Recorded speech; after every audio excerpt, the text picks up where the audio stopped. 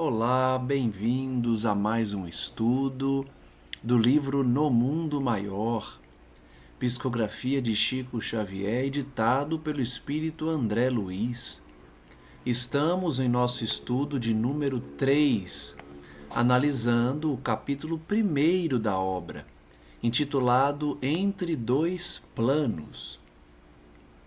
Estamos acompanhando a visita de André Luiz a um local, um parque, um local na Terra onde há a presença da natureza e que cerca de 1.200 espíritos estão se reunindo ali para ouvir as palavras do mentor, daquele que falará para eles sobre a espiritualidade no sentido de serviço. Espíritos já preparados, que já entendem e aceitam a realidade espiritual, receberão orientações. E André Luiz está ali presente, refletindo com Calderaro sobre quais lições serão ensinadas naquela noite. Nós vimos então que ele está fazendo reflexões sobre a importância de estudarmos o lado espiritual, de nos prepararmos para essa viagem, bem como de quantas pessoas dormem todos os dias sem se preocuparem com essas questões. Ele então faz essa reflexão, é informado que cerca de 80% dos que estão ali já aceitam a questão espiritual, mas precisam entender como funciona o serviço, e por isso estavam ali em desdobramento. André Luiz então faz uma indagação para Calderaro. Será que aqueles ali presentes, convocados para essa preparação intensiva, teriam noção dessa oportunidade?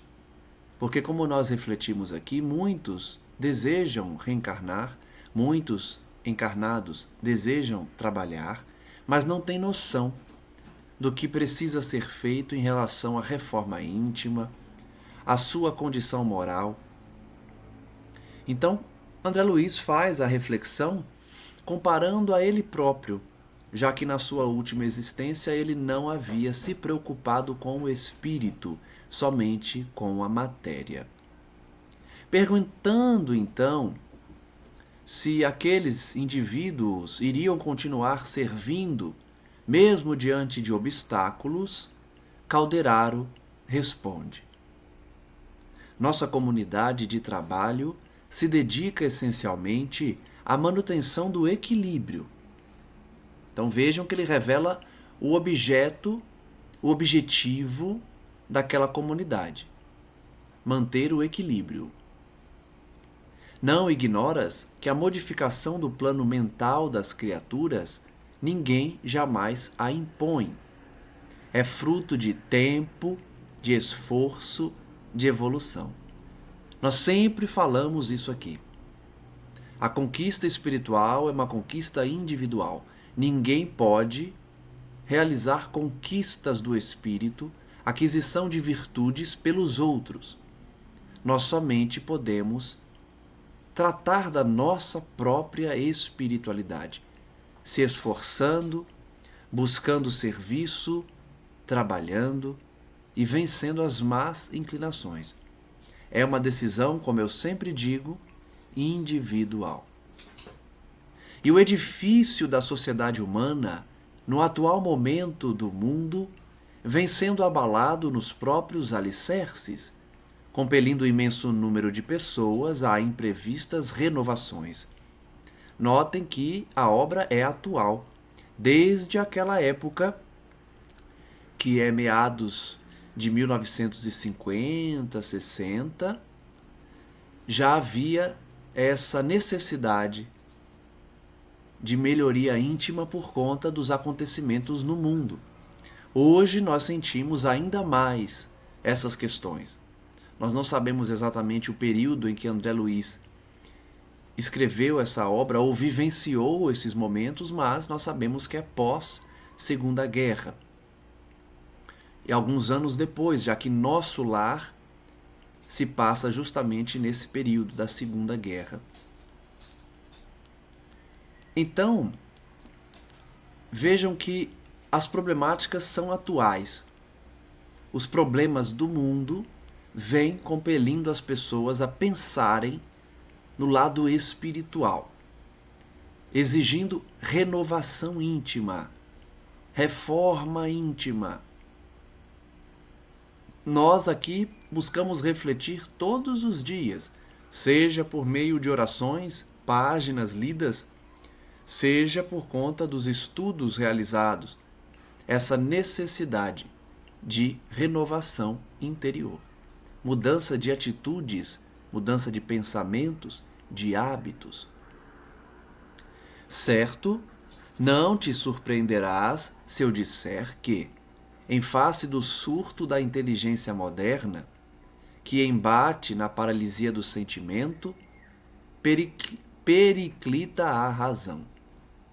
Então Calderaro está explicando a André Luiz que o intelectualismo é um perigo, porque paralisa o sentimento e visa somente o avanço intelectual, a aquisição de conquistas intelectuais, materiais, enquanto que a emoção e os sentimentos são deixados de lado. Esse surto da inteligência moderna provoca isso na sociedade atual. O progresso material atordoa a alma do homem desatento. Essa frase, como eu sempre digo, merece ser emoldurada e pendurada nos centros espíritas. O progresso material atordoa a alma do homem desatento. Não é essa a realidade que vemos todos os dias na maioria dos homens, das pessoas na sociedade? Preocupados apenas com o progresso material, aquisição de riquezas, melhoria da vida financeira, acúmulo de dinheiro. Isso tudo atordoa a alma de quem está desatento. Vejam que ele não está dizendo que o dinheiro atordoa, mas sim de que somente homens desatentos, pessoas que não se atentam para as realidades do espírito, ficam atordoadas quando buscam apenas o progresso material. O problema, portanto, não está no progresso material em si, mas no atordoamento causado pela desatenção. O que significa que se nós buscarmos o progresso material, mas estivermos atentos para o progresso espiritual, teremos então um equilíbrio. Saberemos utilizar o progresso material para a aquisição de virtudes morais, para auxílio do próximo, para expandir a fraternidade. Sejamos, portanto, esses homens, pessoas atentas para o progresso espiritual, não somente para o progresso material. Grandes massas há séculos permanecem distanciadas da luz espiritual. Nós sabemos disso, nós vemos isso no nosso planeta. Há muitos séculos, milhares de pessoas distanciam-se da luz espiritual. A civilização puramente científica é um Saturno devorador. E a humanidade de agora se defronta com implacáveis exigências de acelerado crescer mental. Observem que Calderaro faz uma reflexão sobre o avanço intelecto-científico do mundo e o ignorar das aquisições morais. Esse é o perigo da sociedade moderna. Buscar somente o avanço intelectual e científico e desprezar os avanços da alma. É para isso que servem os estudos, os alertas da espiritualidade.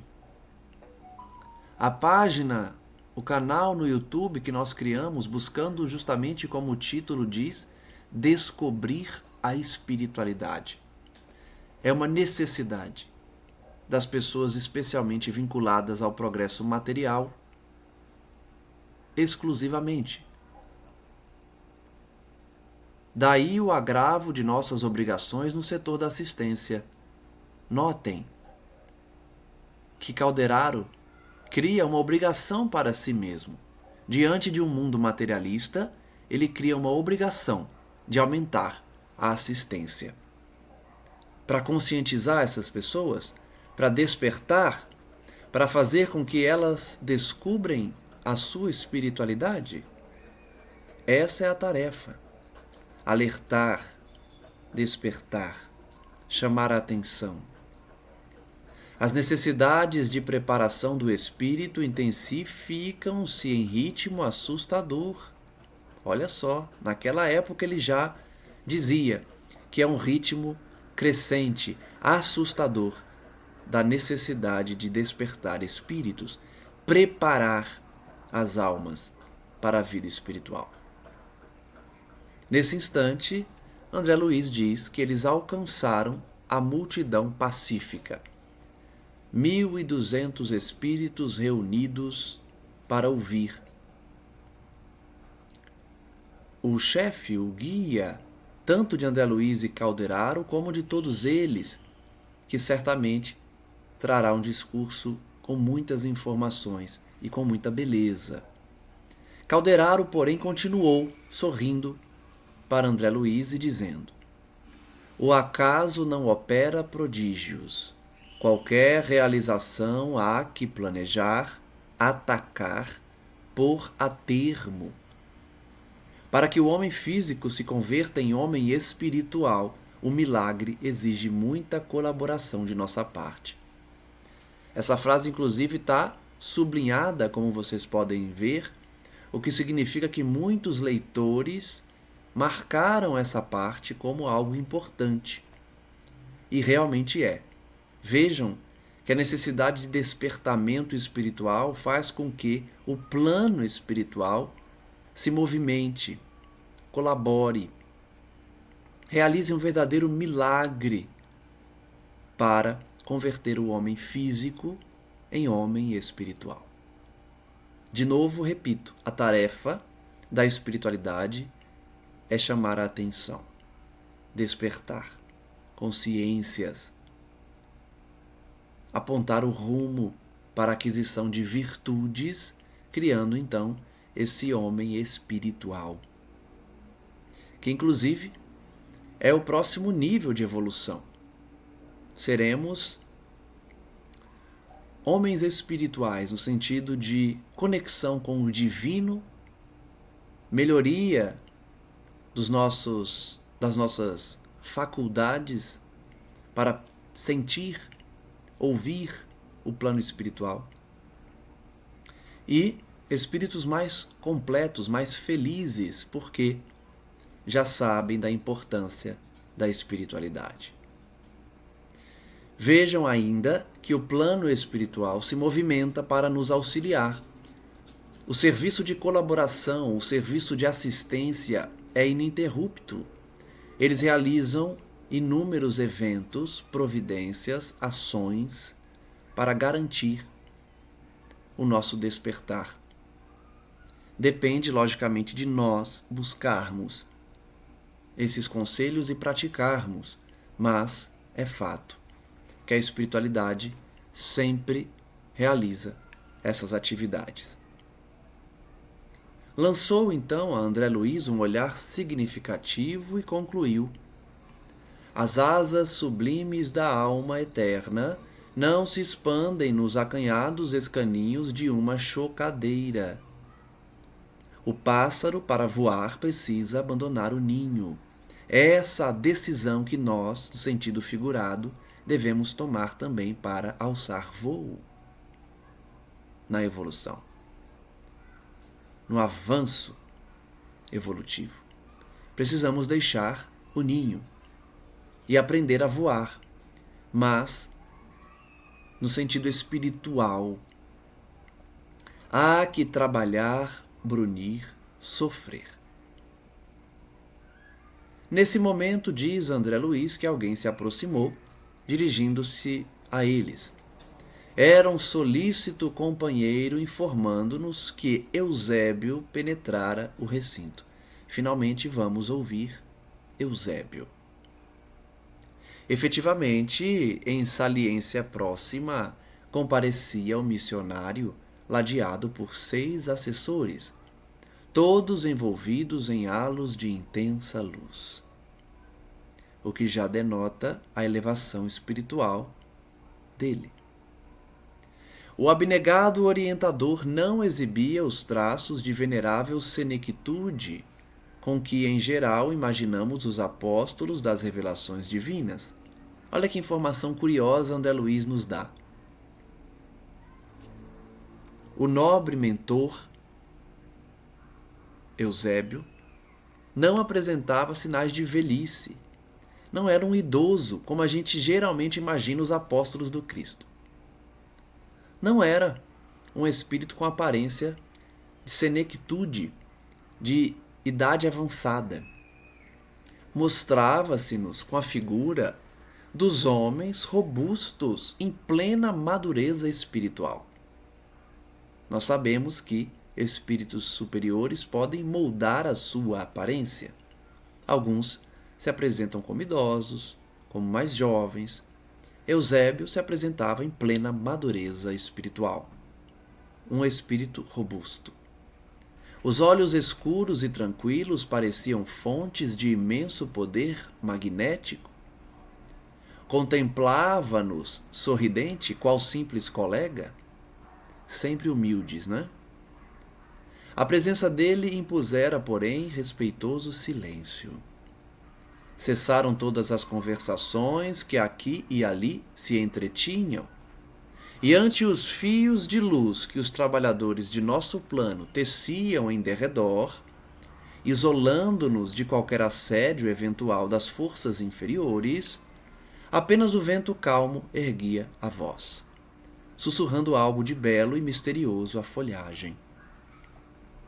Aqui é uma informação também interessante no sentido de proteção, como nós já vimos em diversas obras. Uma equipe espiritual é responsável por proteger o local, tecendo esses fios de luz, essas paredes invisíveis que impedem o acesso daqueles que têm uma vibração inferior, que podem trazer algum tipo de perturbação ao evento. Então, o silêncio reinava. Somente ouvia-se o vento e o trabalho desses que protegiam o local. Sentamo-nos todos, à escuta, enquanto o instrutor se mantinha de pé. Observando-o quase frente a frente, eu podia agora apreciar-lhe a figura majestosa, respirando segurança e beleza. André Luiz estava frente a frente com Eusébio, Eusébio em pé e todos sentados. Do rosto imperturbável, a bondade e a compreensão, a tolerância e a doçura irradiavam simpatia inexcedível. Característica de espíritos superiores: bondade no olhar, doçura, respeito, austeridade de um espírito elevado. A túnica ampla, de tom verde claro, emitia esmeraldinas cintilações. Aquela vigorosa personalidade infundia veneração e carinho, confiança e paz. E como eu sempre faço a reflexão, imaginem como deve ser bom abraçar um espírito desse nível, conversar com ele, ouvir as suas lições. Consolidada a quietude no ambiente, elevou a destra para o alto e orou com inflexão comovedora. Vejamos a oração de Eusébio. Senhor da vida, abençoa-nos o propósito de penetrar o caminho da luz. Somos teus filhos, ainda escravos de círculos restritos, mas a sede do infinito. Dilacera-nos os véus do ser. Herdeiros da imortalidade, buscamos-te as fontes eternas, esperando confiantes em tua misericórdia. De nós mesmos, Senhor, nada podemos, Sem ti, somos frondes decepadas, que o fogo da experiência tortura ou transforma. Unidos, no entanto, ao teu amor, somos continuadores gloriosos de tua criação interminável. Somos alguns milhares neste campo terrestre e, antes de tudo, louvamos-te a grandeza que não nos oprime a pequenez. Dilata-nos a percepção diante da vida, abre-nos os olhos enevoados pelo sono da ilusão, para que divisemos tua glória sem fim. Desperta-nos docemente o ouvido, a fim de percebermos o cântico de tua sublime eternidade. Abençoa as sementes de sabedoria que os teus mensageiros esparziram no campo de nossas almas. Fecunda-nos o solo interior, para que os divinos germens não pereçam. Sabemos, Pai, que o suor do trabalho e a lágrima da redenção constituem adubo generoso à floração de nossas sementeiras. Todavia, sem tua bênção, o suor elanguece e a lágrima desespera. Sem tua mão compassiva, os vermes das paixões e as tempestades de nossos vícios podem arruinar-nos a lavoura incipiente. Acorda-nos, Senhor da vida, para a luz da oportunidade presente. Fortalece-nos as mãos, para que os atritos da luta não as inutilizem. Guia-nos os pés para o supremo bem. Reveste-nos o coração com a tua serenidade paternal, robustecendo-nos a resistência. Poderoso Senhor, ampara-nos a fragilidade, corrige-nos os erros, esclarece-nos a ignorância, acolhe-nos em teu amoroso regaço. Cumpram-se, Pai amado, os teus desígnios soberanos, agora e sempre. Assim seja.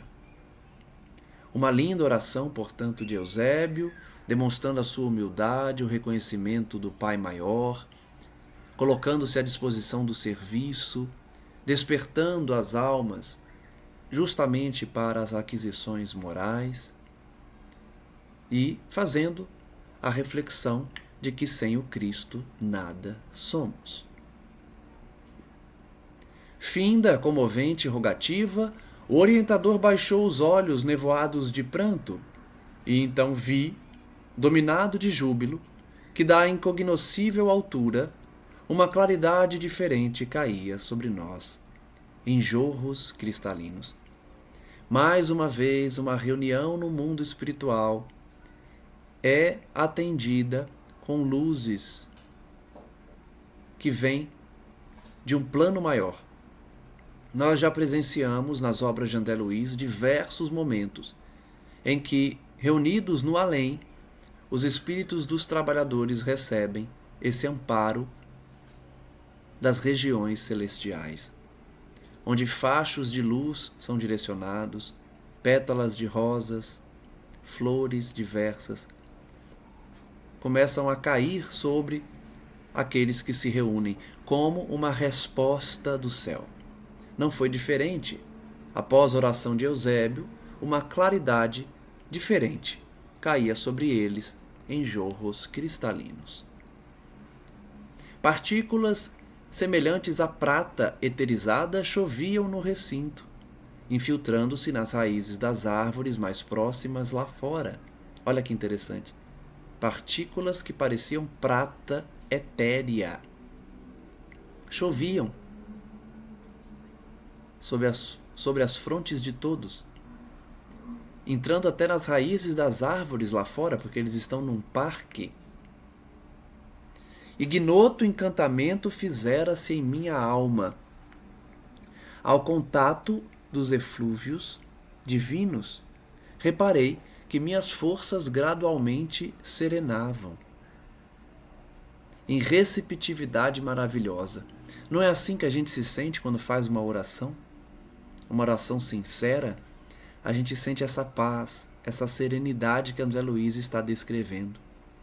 Nós também recebemos esses orbes de prata, esses fluidos salutares emanados pelas regiões celestiais. Em torno pairavam as mesmas notas de alegria e de beleza, pois a calma e a ventura transpareciam de todos os rostos, voltados estáticos para o instrutor, em redor do qual se mostravam mais intensas as ondas de luz celeste. Imagine que beleza essa visão, não é? Ver Eusébio cercado por ondas de luz celeste. Todos estavam maravilhados com aquele momento. Sublime felicidade inundava-me todo o ser, mergulhara-me em indefinível banho de energias renovadoras. Meus olhos foram impotentes para conter as lágrimas felizes que as formosas cintilações me destilavam das fontes ocultas do espírito. Ele chorou, mas ele não consegue descrever o que sentia no seu espírito, na sua alma. E antes que o nobre mentor retomasse a palavra, agradeci em silêncio a resposta do céu, reconhecendo na prece, mais uma vez, não só a manifestação da reverência religiosa, senão também o recurso de acesso aos inesgotáveis mananciais do divino poder. Então André Luiz encerra o primeiro capítulo fazendo essa menção à importância e o poder da oração. Antes de Eusébio continuar a sua palestra, André Luiz agradeceu mentalmente ao Pai pela resposta dada, por aquelas vibrações enviadas do mais alto, reconhecendo na prece essa manifestação de reverência religiosa, mas também para acessarmos os mananciais inesgotáveis do divino poder. O que significa dizer que quando estivermos cansados, com vontade de desistir, desanimados, oremos, buscando esses mananciais. Ele envia, Deus envia os seus mananciais inesgotáveis para reanimar-nos, para nos dar essa energia, essa força, essa vontade de prosseguir na caminhada terrena. Vejamos então o capítulo 2, a preleção de Eusébio. Vamos finalmente ouvir Eusébio nas suas orientações àquela grande aglomeração de espíritos, cerca de 1.200. Ereto, incendido tórax de suave luz, falou Eusébio, comovedoramente. Dirigimo-nos a vós, irmãos, que tendes por enquanto ensejo de aprender na bendita escola carnal. Tangidos pela necessidade, na sede de ciência ou na angústia do amor que transpõe abismos, vencestes pesadas fronteiras vibratórias, encontrando-vos na estaca zero do caminho diferente que se vos antolha. Notem a primeira informação. Aquele grupo, como nós já falamos, era um grupo que já reconhecia a necessidade de adquirir virtudes morais. São espíritos que já compreendem a espiritualidade, de religiões diversas, que já aceitam o mundo espiritual, a comunicação dos espíritos e que nós somos almas imortais. Então é um grupo amadurecido, que vai começar as suas atividades espirituais, porém que já apresentam um grau de elevação em relação às ideias espirituais. Eusébio começa a sua preleção se dirigindo a eles, dizendo que eles já sofreram e já entenderam que as necessidades do espírito devem ter prioridade. Enquanto vossa organização fisiológica repousa, ou seja, o corpo deles dormem, porque eles estão desdobrados, são espíritos encarnados, espíritos que estão na Terra, encarnados como nós, mas desdobrados a fim de ouvir Eusébio. O corpo deles, portanto, está repousando na Terra, à distância, exercitando-se para a morte. Vossas almas, quase libertas, partilham conosco a fraternidade e a esperança, adestrando faculdades e sentimentos para a verdadeira vida. Eu comentei aqui no último estudo que nós devemos buscar isso todas as noites, antes de dormir, orar, pedindo ao nosso mentor espiritual, ao nosso guia, que nos leve para essas reuniões, nos leve para palestras de aprendizado, para cursos, para oportunidades de serviço. Aquele grupo, portanto, enquanto seus corpos dormiam, eles estavam partilhando com espíritos nobres exercícios de fraternidade e de esperança, aprendendo a adestrar suas faculdades e seus sentimentos, exercitando as potências da alma. A gente precisa desenvolver isso aqui na Terra mesmo. Muita gente pensa que só vai desenvolver potências espirituais quando morrer. Não. Já devemos começar agora, ainda encarnados, seja despertos em vigília, seja durante o sono do corpo físico, pedindo que o nosso espírito visite regiões para trabalhar, servir e aprender na verdadeira vida. Naturalmente, não podereis guardar plena recordação desta hora, retomando o envoltório carnal, em virtude da deficiência do cérebro. Olha só, mais uma vez nós temos a mesma informação que nós colhemos em todas as obras que estudamos. As vivências no plano espiritual não são recordadas por completo quando despertamos no mundo físico. E qual a causa? Eusébio nos revela: deficiência do nosso cérebro. O nosso cérebro ainda não é capaz de lembrar de todas as experiências no mundo espiritual quando desdobramos pelo sono físico. O cérebro, portanto, é incapaz de suportar a carga de duas vidas simultâneas. Olha como a gente é inferior. O nosso cérebro é tão limitado, ou a porcentagem que nós usamos dele é tão pequena, que nós não conseguimos lidar com duas vidas, a vida material e a vida espiritual. Quando estamos no plano espiritual, vivemos e pensamos com as vivências de lá.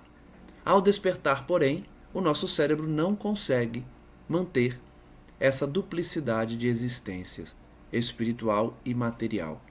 Nós voltamos a pensar somente na carne. A lembrança de nosso entendimento persistirá, contudo, no fundo de vosso ser. Mesmo que nós não lembremos, a mensagem está dentro de nós. Nós guardamos as experiências e os aprendizados, orientando-vos as tendências superiores para o terreno da elevação e abrindo-vos a porta intuitiva para que vos assista nosso pensamento fraternal. Notem que, ao regressarmos ao plano físico, apesar de não recordarmos das experiências no além, nós guardamos de forma intuitiva, que é a mediunidade moderna e será a mediunidade do futuro. Intuição, aquela ideia que trazemos no nosso íntimo do que devemos fazer, do que vivenciamos, do que aprendemos. Eusébio está dizendo, essa intuição vai servir para você continuar ligado ao pensamento fraternal deles. Então olha a importância de manter uma vibração elevada, de não deixar a vibração cair com xingamentos, com nervosismo, com cólera, com brigas, com conteúdo impróprio na internet, na televisão. Tudo para manter uma vibração elevada, a fim de intuitivamente receber as orientações do plano espiritual superior. É essa a lição de Eusébio. Vocês vão despertar, não vão lembrar de tudo, mas vão trazer intuitivamente as lições aprendidas aqui. O orador fez breve pausa, fixando-nos o olhar calmo e lúcido, e sob a leve e incessante chuva de raios argênteos, ou seja, aquela luz que descia do alto, envolvendo a todos, ele continuou. Enfastiados das repetidas sensações no plano grosseiro da existência, intentais pisar outros domínios. De novo, ele está falando para espíritos já despertos para a espiritualidade. Por isso, ele diz: vocês estão cansados das sensações do plano material. Vocês estão buscando outras coisas. Quantas pessoas aqui na Terra estão nessa fase? Cansados dos gozos terrenos, buscando algo mais, algo para o espírito. É esse grupo. Muitos de nós. Eu acredito que todos vocês que acompanham os estudos estão nessa fase, cansados das sensações do plano físico e buscando algo mais, buscando outros domínios, domínios da espiritualidade. Porque o canal nosso se chama Descobrindo a Espiritualidade e nós gravamos mensagens espíritas, estudos de obras espíritas. Logo, eu tenho certeza que todos que nos acompanham estão buscando algo mais do que as sensações grosseiras da Terra.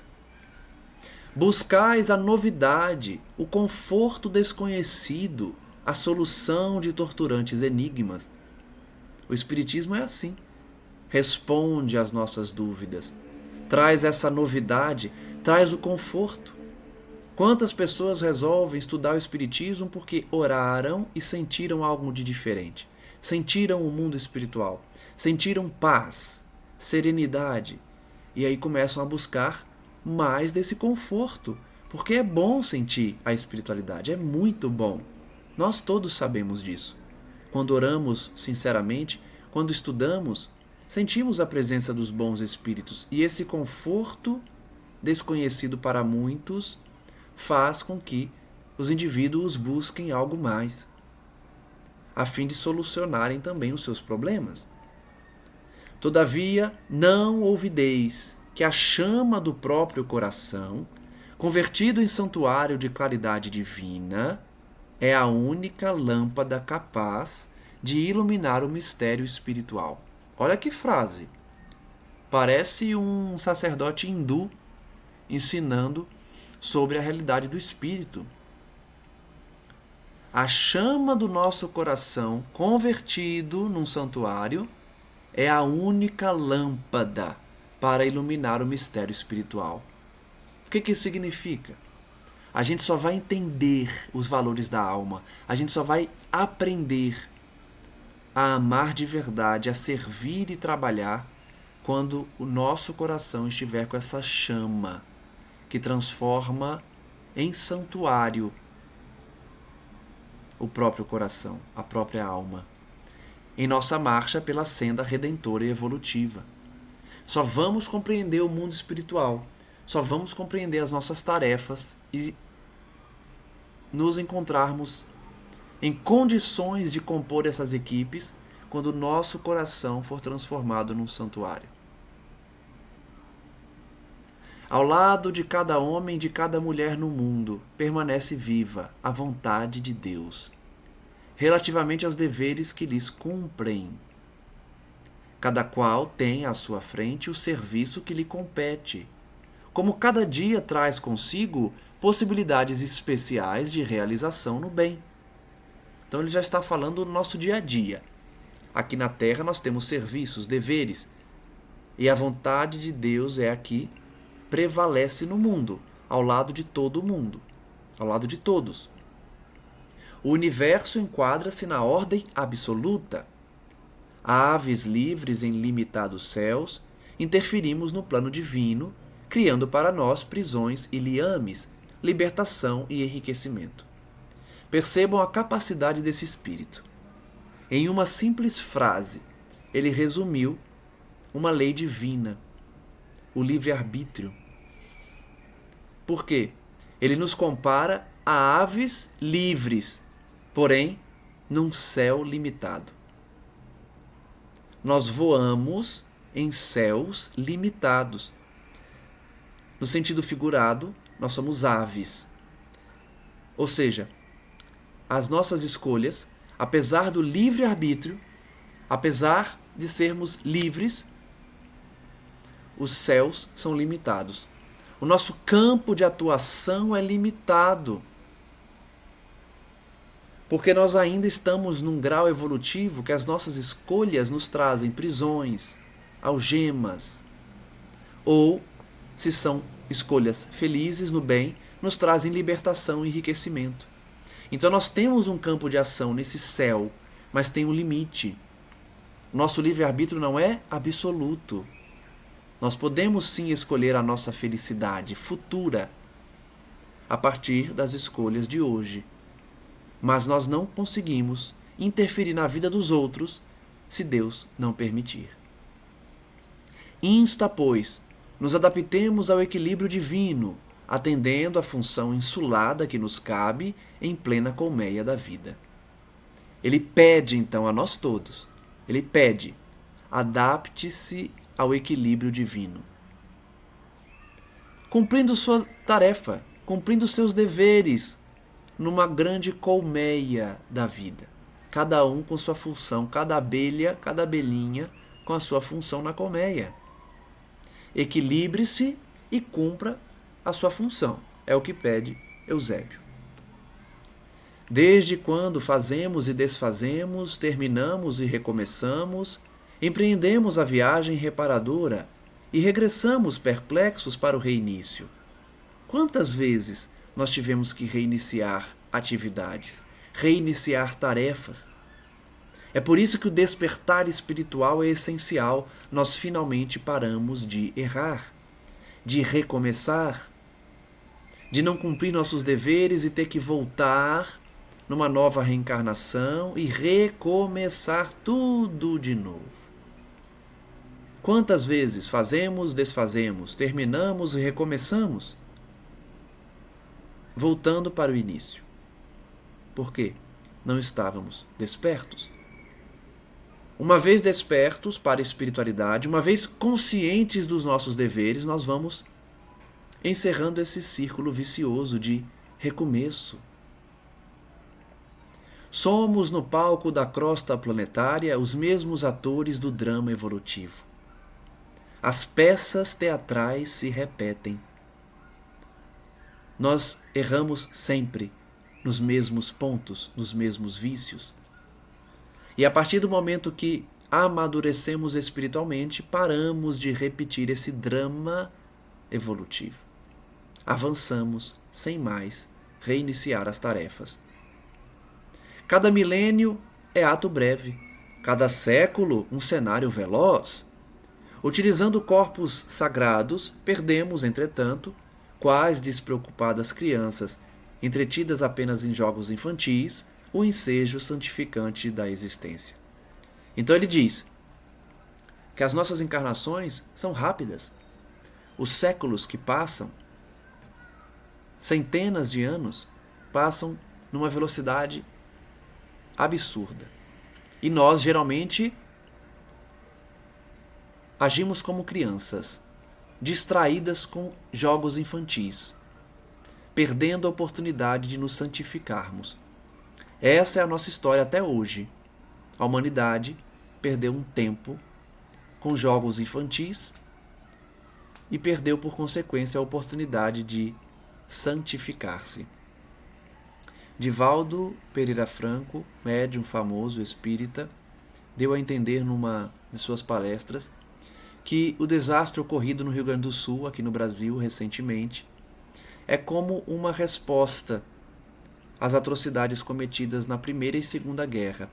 Espíritos envolvidos naqueles conflitos hoje espiam no sul do Brasil. O que nos faz refletir sobre essa mensagem de Eusébio. Os séculos que se passam, olha o que ele diz. Cada milênio é ato breve, cada século um cenário veloz. Toda vez que reencarnamos, utilizando corpos sagrados, perdemos, como crianças distraídas, a oportunidade. Então vejam como as consequências da Primeira e Segunda Guerra Mundial ainda estão presentes no mundo. Espíritos ainda estão espiando pelas atrocidades cometidas num conflito que parece distante, mas não. Esses dois conflitos estão muito próximos ainda, porque o século não é nada. Centenas de anos passam muito rápido e as pessoas não evoluem rapidamente. Então, isso confirma o que Eusébio está nos ensinando. A evolução é lenta, mas o importante é esse despertamento, para não agirmos mais como essas crianças. Destarte, fazemo-nos réprobos das leis soberanas, que nos enredam aos escombros da morte, como náufragos piratas por muito tempo, indignos do retorno às lides do mar. Então vejam que ele fala da consequência. O que acontece quando agimos como crianças distraídas, perdendo oportunidades de santificação? Nos tornamos condenados. Nos tornamos criminosos condenados, que precisamos expiar nos escombros da morte, como piratas náufragos que perderam seu navio por muito tempo distantes dos trabalhos no mar. Então vejam que a linguagem de comparação nos faz compreender a nossa condição. Estamos expiando faltas do passado e por isso, por perdermos oportunidade de santificação, vamos pouco a pouco, pela expiação, pela dor, voltando ao regaço do Pai. Finalmente entendendo a importância da espiritualidade.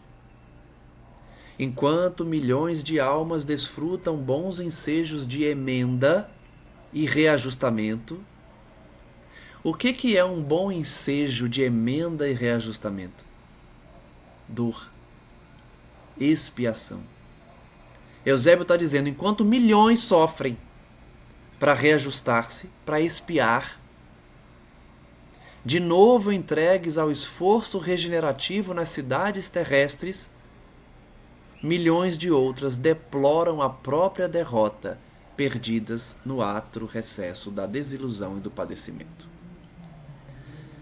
O que ele está dizendo? Que todo mundo na Terra sofre.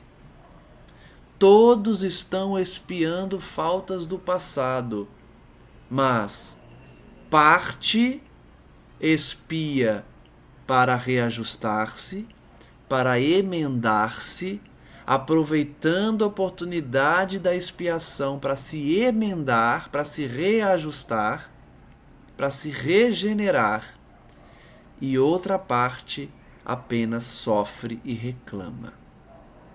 Deploram a própria derrota, perdidas na desilusão e no padecimento, ou seja, não aproveitam a oportunidade da expiação. O nosso planeta, na escala evolutiva indicada por Kardec, pela espiritualidade, é chamado de provas e expiação. Então, o planeta Terra está nesse patamar evolutivo, planeta de provas e expiação. O que significa que aqui há sofrimento, expiação, reajustamento, emenda. Nós precisamos tomar o cuidado de estarmos inseridos nos grupos de reajustamento e emenda, como aproveitando a oportunidade de regeneração. Não queiramos estar no grupo dos que sofrem, desiludidos e que não aproveitam essa oportunidade, complicando-se ainda mais ou estacionando na evolução. Sofrer, todos sofremos. Seja porque estamos inseridos numa realidade de sofrimento, seja por mais conforto que possuirmos, estejamos incluídos nessa sociedade em que o sofrimento faz parte do nosso dia a dia. Então todos vamos sofrer e todos sofremos. Porém, precisamos sofrer com resignação para nos emendarmos, para nos regenerarmos. O segundo grupo das milhões de almas que deploram a sua própria derrota, ficam lamentando, paradas, estacionadas, perdidas, são os que vão demorar mais para evoluírem e para permanecerem num planeta regenerado.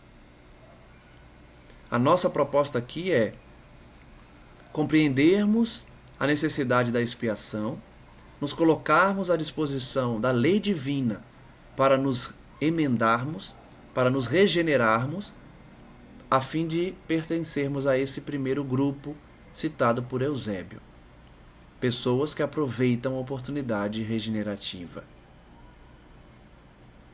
Não nos reportamos aqui aos missionários heróicos que suportam as sangrentas feridas dos testemunhos angustiosos, por espírito de renúncia e de amor, de solidariedade e de sacrifício.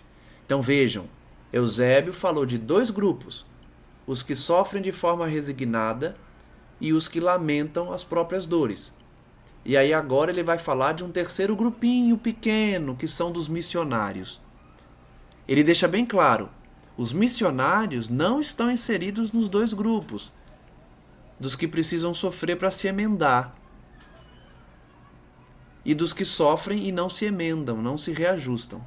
Os missionários prestam um serviço de renúncia e de amor, de sacrifício e de solidariedade. Eles não têm pecado, conforme a gente vê na Igreja Católica, na descrição do Cristo, mas vêm em missão para sacrificar a vida deles em favor da humanidade. Esses são os missionários, eles não têm mais culpa, eles não têm mais o que expiar, eles não fazem parte desse grupo, desses milhões de espíritos na Terra que estão aqui para expiar, para regenerar. São os grupos dos missionários. São luzes provisoriamente apartadas da luz divina e que voltam ao domicílio celeste como o trabalhador fiel regressa ao lar, finda a cotidiana tarefa. Então olha que descrição bonita das missões desses espíritos. Eles vêm trabalhar e no final da sua missão eles voltam para Deus. Eles voltam para a luz divina, voltam para o domicílio celeste, planetas superiores, colônias espirituais de grande elevação espiritual. São os missionários. Referimos-nos às vastas multidões de almas indecisas, presas da ingratidão e da dúvida, da fraqueza e da dissipação, almas formadas à luz da razão, mas escravizadas à tirania do instinto. Então notem, Eusébio, depois de falar dos dois grupos de sofredores, exclui os missionários e volta a se referir. Eu estou falando das almas indecisas. E é por isso que no início desse estudo a gente relembrou a importância de tomarmos a decisão. A decisão é individual. Precisamos tomar essa decisão de elevação espiritual, de conhecer a espiritualidade, de descobrir a espiritualidade, que é a proposta do nosso canal, para não sermos considerados pessoas indecisas, espíritos indecisos, que, nas palavras de Eusébio, foram formadas à luz da razão, mas foram escravizadas à tirania do instinto. Estamos aqui para vencer nosso instinto, deixar o instinto apenas para a sobrevivência.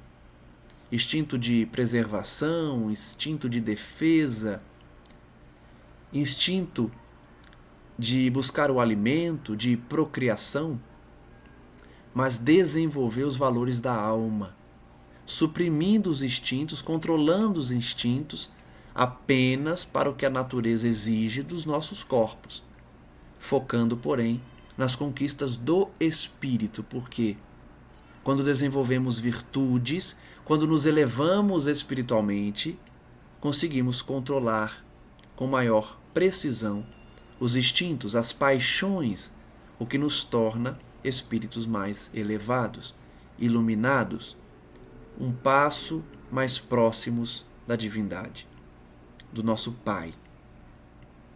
Que possamos então refletir sobre o estudo de hoje, com essa palestra de Eusébio, que ainda não se encerrou, mas que trouxe muitos ensinamentos, especialmente quanto à necessidade de despertamento da humanidade. Da necessidade de buscarmos essa decisão, de buscarmos essa regeneração pela expiação. Não adianta tentar fugir da expiação na Terra, ela faz parte desse planeta. É um equívoco achar que a lei divina não tem na expiação uma ferramenta, um mecanismo de elevação. Digo isso porque muitos espíritas pensam que Deus não pune, que Deus é misericordioso e por isso não há a colheita do que plantamos. Eu sempre digo isso aqui porque eu já ouvi dirigente espírita defender que não existe isso de plantarmos para colhermos. Porque Deus, na sua misericórdia, não quer o nosso sofrimento. Lógico que Ele não quer o nosso sofrimento. Mas a lei divina se aplica, a lei divina não importa exceções. Logo, se fizemos o mal, surge a necessidade de expiação, é uma necessidade para nós mesmos. Não é punição divina como um ato de vingança, é da lei. E nós pedimos, porque enquanto não expiarmos as faltas passadas, nós não conseguimos ter paz de consciência. Então que reflitamos sobre isso, não desejando a dor, não atraindo o sofrimento, mas lidando quando ele chegar, porque nesse mundo ele chegará, é natural e é uma necessidade também da nossa alma. Possamos fazer parte, portanto, do grupo que escolheu a regeneração, a consciência das nossas faltas e a necessidade de serviço no bem, porque somente assim poderemos sanar as dívidas sem a necessidade de expiações mais duras, mais difíceis. Como disse o próprio Cristo, nós podemos sim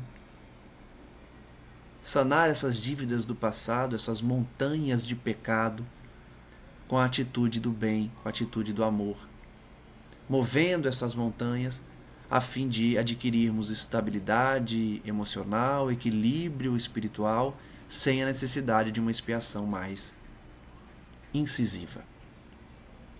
Reflitamos sobre isso, coloquem nos comentários as opiniões, as dúvidas e vamos ao encerramento de mais um estudo, agradecendo a todos que acompanham, agradecendo em especial a espiritualidade amiga que nos abençoa e nos inspira para falar do Evangelho do Cristo. Que os livros de André Luiz, as obras psicografadas por Chico Xavier possam chegar às pessoas mais necessitadas, aquelas que estão desiludidas, desamparadas, desgostosas com a vida, buscando na solidão a resposta das suas fraquezas morais.